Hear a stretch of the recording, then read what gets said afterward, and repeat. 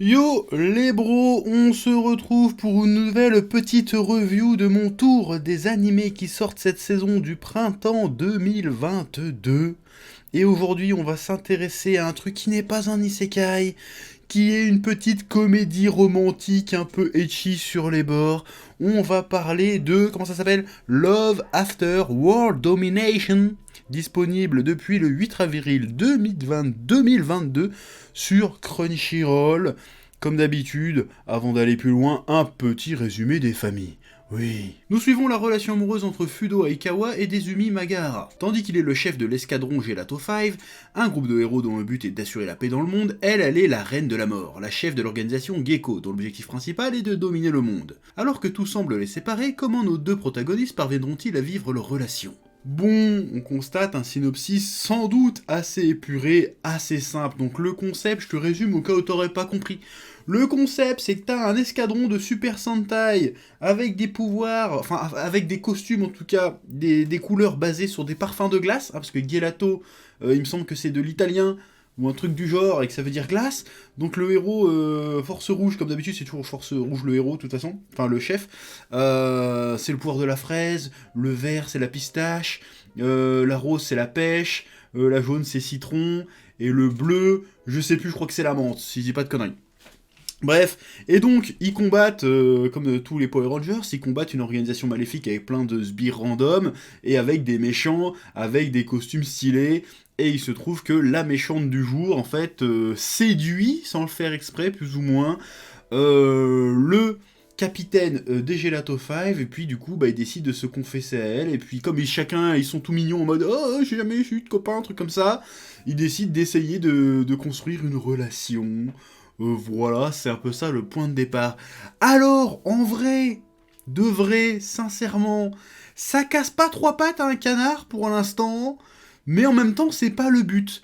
J'ai l'impression que le but de cet animé, c'est de proposer une petite histoire fraîche, une petite histoire mignonne, attendrissante, avec un peu de gag. Voilà, encore une fois, je pense que le but de cet animé, c'est de faire passer un petit moment sympa, tout en balançant de la référence à la culture Super Sentai. Il me semble que c'est comme ça qu'on dit, hein, Super Sentai. Non, Metal Hero, c'est les mecs qui sont tout seuls. Donc on dit Super Tokusatsu, c'est autre chose encore, je crois. Donc ça, c'est vraiment Super Sentai pour le coup. Bon, pour l'instant, il n'y a pas de Megazord, il n'y a pas de robot géant ou de trucs comme ça, mais j'imagine que ça va arriver. Donc déjà, le côté référence parodique de Super Sentai est plutôt réussi et plutôt sympa. Franchement, ça marche. C'est un truc qu'on voit pas si souvent que ça en animé, en manga, ou en tout cas moi qui ne sont pas passés par mes yeux, par mes divins yeux d'oracle. J'en ai pas vu beaucoup, même si j'ai l'impression que ça revient un peu. Parce qu'il me semble, à parté, il me semble qu'il y a l'auteur de, ou l'autrice, je sais plus si c'est un homme ou un mec ou une femme qui écrit ça, The Quintessential Quintuplette. Il me semble que son nouveau manga, c'est un truc un peu dans le délire Super Sentai aussi. Donc, il y a peut-être un petit début de ça revient à la mode. En tout cas, on est clairement sur une comédie romantique avec beaucoup de blagues. Et quand même, il y a quand même pas mal de fanservice, hein, parce que le costume de la méchante, alors oui, c'est sûr que les méchantes, dans les trucs Super Sentai, ont toujours eu des costumes un petit peu sexy. Mais là, il rentabilise le design, hein. J'ai envie de te dire, le nombre de plans que t'as sur son fiac et sur ses boobs est assez impressionnant. À un moment donné, j'ai détourné le regard. Ah, parce que... voilà, je suis pas prude, mais à un moment donné, je fais non. Ah, ça suffit animé, vends-moi de la rigolade, cesse de me corrompre. Mais en vrai, je pense que si l'animé, on va pas se mentir, je pense que si l'animé il va avoir un peu de succès, c'est pas pour le côté romance un peu mignon, je pense que ça va être pour le côté un petit peu fanservice. Voilà, je pense qu'il va y avoir quelques branlotins qui vont regarder ça, parce que c'est clairement... Comment elle est mise en scène, la méchante, c'est clairement pour faire du fanservice. C'est pas ostentatoire, mais... ça se sent quand même.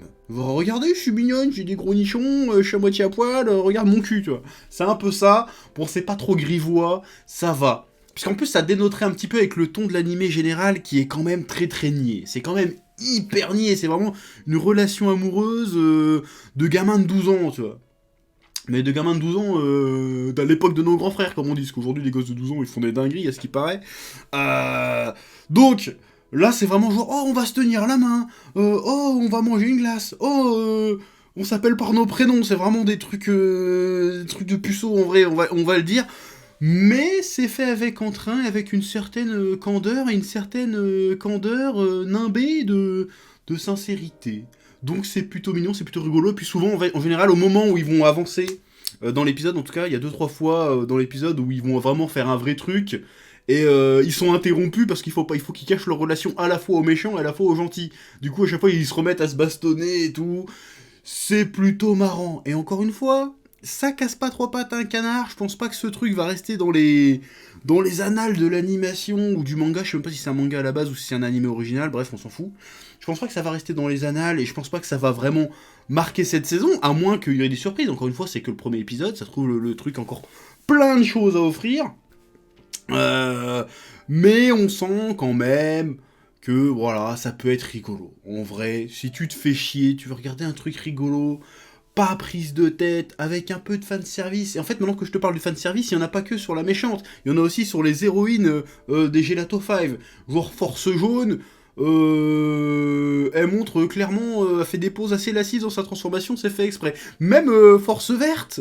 Alors c'est un mec, mais tu vois bien qu'il met bien son fion en avant, donc ils ont un espèce de délire assez particulier, c'est qu'en même temps, on te vend un peu du cul, mais en même temps, on fait genre, oh, on est mignon, on n'y touche pas trop. Il y a un côté sainte n'y touche, et en même temps, un côté, vas-y, on te monte de la loche quand même. C'est un peu chelou comme mélange, finalement, mais c'est rigolo, voilà, l'animation pète pas trop avec patte à un canard, il y a un peu de combat, voilà, j'ai envie de dire, je pense pas que je parlerai de la suite, mais franchement, pour en revenir à ce que je disais, si tu veux mater un truc pas prise de tête, un peu marrant, avec éventuellement un peu de fanservice de ci, de là, et que tu aimes un peu tout ce qui est l'univers des Super Sentai, tout ça, eh ben tu peux regarder Love After World Domination sur Crunchyroll.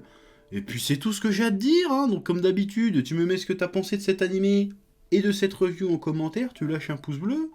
Et puis voilà. Bon, pour l'instant cette saison, bon là je vais enchaîner Aoashi et Spy X Family enfin. Mais pour l'instant cette saison, on va pas se mentir, je suis pas tombé sur Top Qualidad. Je suis pas tombé sur un truc qui me fait oh je vais suivre toute cette saison, je vais la suivre, tu vois. Je suis pas tombé sur un truc qui me fait oh il y a peut-être un truc. Il y a peut-être une hype à prendre, il y a peut-être un truc. Voilà, je pense que là, les trois quarts des trucs que j'ai présentés pour l'instant, je n'ai pas présenté beaucoup non plus, mais j'aurais pu ne pas les regarder, j'aurais pas raté grand-chose. Donc j'espère que Aoashi et Spy X Family, je vais me faire ah quand même. Voilà, bref. Sur ce, je te laisse là. Et puis je te dis à très vite pour une nouvelle review animée de la saison et d'autres reviews, parce qu'on fait pas que ça ici, bien sûr. Oui,